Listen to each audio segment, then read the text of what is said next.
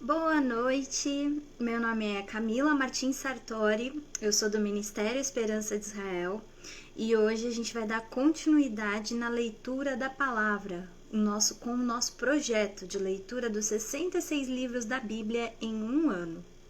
Nós continuaremos a ler o livro de Gênesis e nós leremos hoje os capítulos 37, 38 e 39. Vamos lá? José vendido pelos irmãos. Capítulo 37. Habitou Jacó na terra das peregrinações de seu pai, na terra de Canaã. Esta é a história de Jacó. Tendo José 17 anos, apacentava os rebanhos com seus irmãos. Sendo ainda jovem, acompanhava os filhos de Bila e os filhos de Zilpa, mulheres de seu pai, e trazia más notícias deles a seu pai. Ora, Israel amava mais a José que a todos os seus filhos, porque era filho da sua velhice, e fez-lhe uma túnica talar de mangas compridas. Vendo, pois, seus irmãos que o pai o amava mais que a todos os outros filhos, odiaram-no, e já não lhe podiam falar pacificamente. Teve José um sonho e o relatou a seus irmãos, por isso o odiaram ainda mais. Pois lhes disse: Rogo-vos, ouvi este sonho que tive. Atávamos feixes no campo, e eis que o meu feixe se levantou e ficou em pé, e os vossos feixes o rodeavam e se inclinavam perante o meu. Então lhe disseram seus irmãos: Reinarás com efeito sobre nós? E sobre nós dominarás realmente? E com isso, tanto mais o odiavam, por causa de seus sonhos e de suas palavras.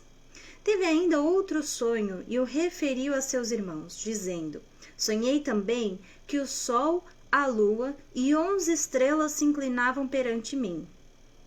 Contando-o a seu pai e a seus irmãos, repreendeu-o o pai e lhe disse: Que sonho é este que tiveste? Acaso viremos eu e tua mãe e teus irmãos a inclinar-nos perante ti em terra?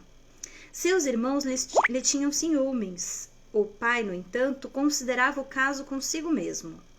E como foram os irmãos apacentar o rebanho do pai, em Siquém, perguntou Israel a José: Não apacentam teus irmãos o rebanho em Siquém?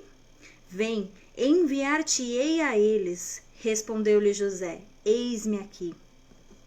Disse-lhe Israel: Vai agora e vê se vão bem teus irmãos e o rebanho, e traze-me notícias. Assim o enviou do vale de Hebrom e ele foi a Siquém. E um homem encontrou a José, que andava errante pelo campo, e lhe perguntou: Que procuras? Respondeu: Procuro meus irmãos. Dize-me, onde apacentam eles o rebanho? Disse-lhe o homem: Foram-se daqui, pois ouviu-os dizer: Vamos a Dotã. Então seguiu José atrás dos irmãos e os achou em Dotã. De longe o viram, e antes que chegasse, conspiraram contra ele para o matar. E diziam um ao outro: Vem lá, o tal sonhador. Vinde, pois, agora, matemo-lo e lancemo-lo numa destas cisternas, e diremos: Um animal selvagem o comeu, e vejamos em que lhe darão os sonhos.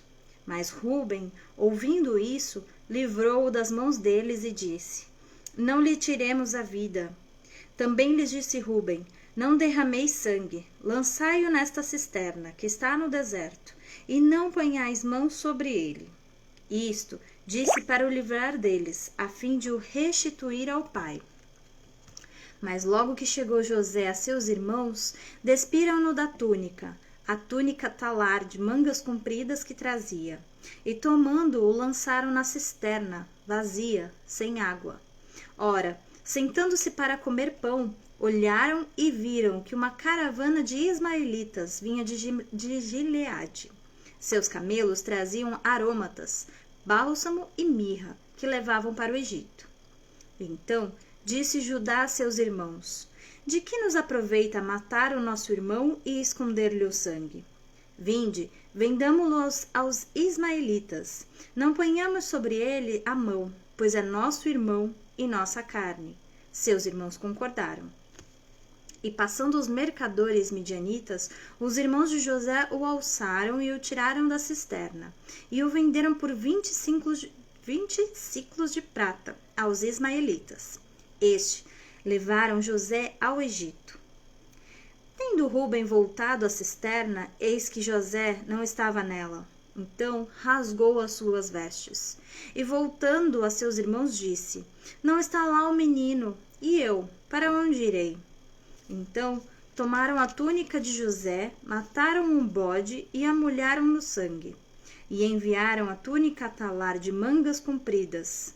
Fizeram-na levar a seu pai e lhe disseram: Achamos isto, vê se é ou não a túnica de teu filho. Ele a reconheceu e disse: É a túnica de meu filho. Um animal selvagem o terá comido. Certamente José foi despedaçado. Então Jacó rasgou as suas vestes e se cingiu de pano de saco, e lamentou o filho por muitos dias.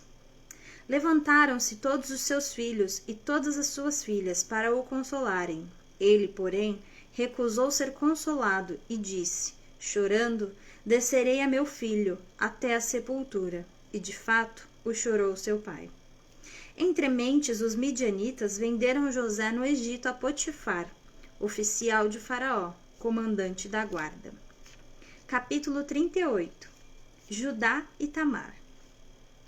Aconteceu por esse tempo que Judá se apartou de seus irmãos e se hospedou na casa de um adulamita, chamado Ira. Ali viu Judá a filha de um cananeu chamado Sua. Ele a tomou por mulher e a possuiu. E ela concebeu e deu à luz um filho, e o pai lhe chamou Tornou a conceber e deu à luz a um filho, e este deu à mãe o nome de Onã. Continuou ainda e deu à luz outro filho, cujo nome foi Selá. Ela estava em Quezibe quando o teve. Judá, pois, tomou esposa para o seu primogênito, e o nome dela era Tamar. Porém, o primogênito de Judá, era perverso perante o Senhor, pelo que o Senhor o fez morrer. Então disse Judá a Onã: Possui a mulher de teu irmão, cumpre o levirato e suscita descendência a teu irmão. Sabia, porém, Onã que o filho não seria tido por seu, e todas as vezes que possuía a mulher de seu irmão, deixava o sêmen cair na terra, para não dar descendência a seu irmão.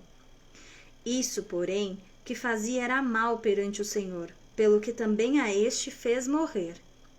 Então disse Judá a Tamar sua nora: Permanece viúva em casa de teu pai, até que Selá, meu filho, venha a ser homem. Pois disse: para que não morra também este como seus irmãos. Assim, Tamar se foi, passando a residir em casa de seu pai. No correr do tempo, morreu a filha de Sua, mulher de Judá, e consolado, Judá subiu aos tosquiadores de suas ovelhas em Timna, ele e seu amigo Ira, o adulamita. E o comunicaram a Tamar: Eis que o teu sogro sobe a Timna para tosquear as ovelhas. Então ela despiu as vestes de sua viuvez e, cobrindo-se com um véu, se disfarçou e se assentou à entrada de Enaim, no caminho de Timna, pois via que Selá já era homem e não lhe fora dada por mulher. Vendo-a Judá, teve-a por meretriz, pois ela havia coberto o rosto. Então se dirigiu a ela no caminho e lhe disse: Vem, deixa-me possuir-te, porque não sabia que era a sua nora. Ela respondeu: Que me darás para coabitares comigo? Ele respondeu: Enviar-te-ei um cabrito do rebanho. Perguntou ela: Dar-me-ás penhor até que o mandes? Respondeu ele: Que penhor te darei? Ela disse: O teu selo, o teu cordão e o cajado que seguras. Ele, pois, lhos deu e a possuiu, e ela concebeu dele. Levantou-se ela e se foi, tirou de sobre si o véu e tornou as vestes da sua viuvez. Enviou Judá o cabrito por mão do adulamita, seu amigo, para reaver o penhor da mão da mulher, porém não a encontrou. Então perguntou aos homens daquele lugar: Onde está a prostituta cultual que se achava junto ao caminho de Enaim? Responderam: aqui não esteve meretriz alguma. Tendo voltado a Judá, disse: não a encontrei, e também os homens do lugar me disseram: aqui não esteve prostituta cultual nenhuma. Respondeu Judá: que ela o guarde para si, para que não nos tornemos em opróbrio. Mandei-lhe com efeito o cabrito, todavia não a achaste. Passado quase 3 meses, foi dito a Judá: Tamar, tua nora, adulterou, pois está grávida. Então disse Judá: tirai-a fora, para que seja queimada.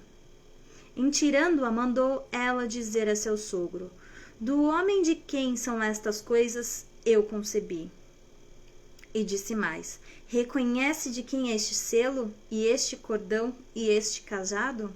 Reconheceu-os Judá, e disse: mais justa é ela do que eu, porquanto não a dei a selar, meu filho, e nunca mais a possuiu.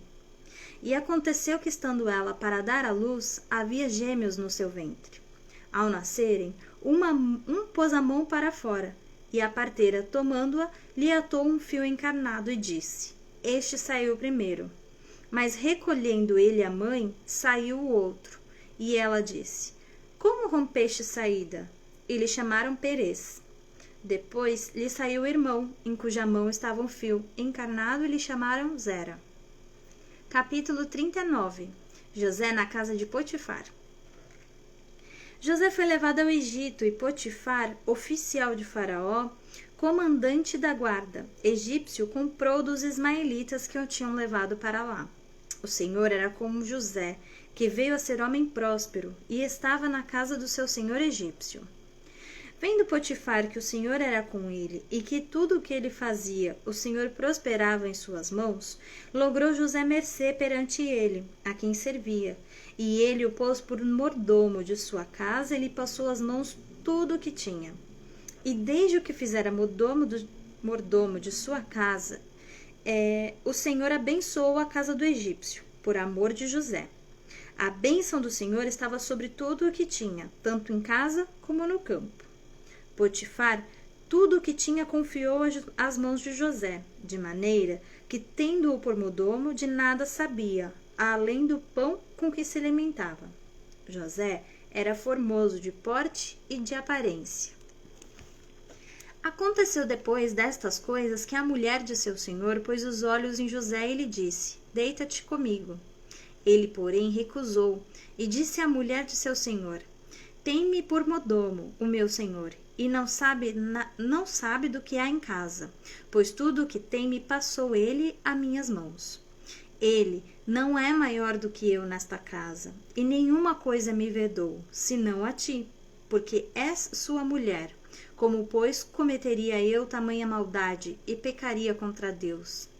Falando ela a José todos os dias, e não lhe dando ele ouvidos para se deitar com ela e estar com ela, sucedeu que, certo dia, veio ele à casa para atender aos negócios, e ninguém dos de casa se achava presente. Então ela o pegou pelas vestes e lhe disse: deita-te comigo. Ele, porém, deixando as vestes nas mãos dela, saiu, fugindo para fora. Vendo ela que ele fugira para fora, mas havia deixado as vestes nas mãos dela, chamou pelos homens de sua casa e lhes disse: vede, trouxe-nos meu marido este hebreu para insultar-nos. Veio até mim para se deitar comigo, mas eu gritei em alta voz. Ouvindo ele que eu levantava a voz e gritava, deixou as vestes ao meu lado e saiu fugindo para fora. Conservou ela junto de si as vestes dele, até que seu senhor tornou à casa. Então lhe falou segundo as mesmas palavras, e lhe disse: o servo hebreu que nos trouxeste veio ter comigo para insultar-me. Quando, porém, levantei a voz e gritei, ele, deixando as vestes ao meu lado, fugiu para fora. Tendo o Senhor ouvido as palavras de sua mulher, como lhe tinha dito, desta maneira me fez o teu servo. Então se lhe acendeu a ira, e o Senhor de José o tomou e o lançou no cárcere, no lugar onde os presos do rei estavam encarcerados. Ali ficou ele na prisão. O Senhor, porém, era com José. Ele foi benigno e lhe deu mercê perante o carcereiro. o qual confiou às mãos de José todos os presos que estavam no cárcere, e ele fazia tudo quanto se devia fazer ali. E nenhum cuidado tinha o carcereiro de todas as coisas que estavam nas mãos de José, porquanto o Senhor era com ele, e tudo que ele fazia, o Senhor prosperava. Eu agradeço a tua companhia nessa leitura, você que está comigo agora, você que vai assistir depois, mais tarde, essa mensagem, e eu te convido a voltar amanhã às 21 horas para a gente continuar a leitura do livro de Gênesis. Deus abençoe.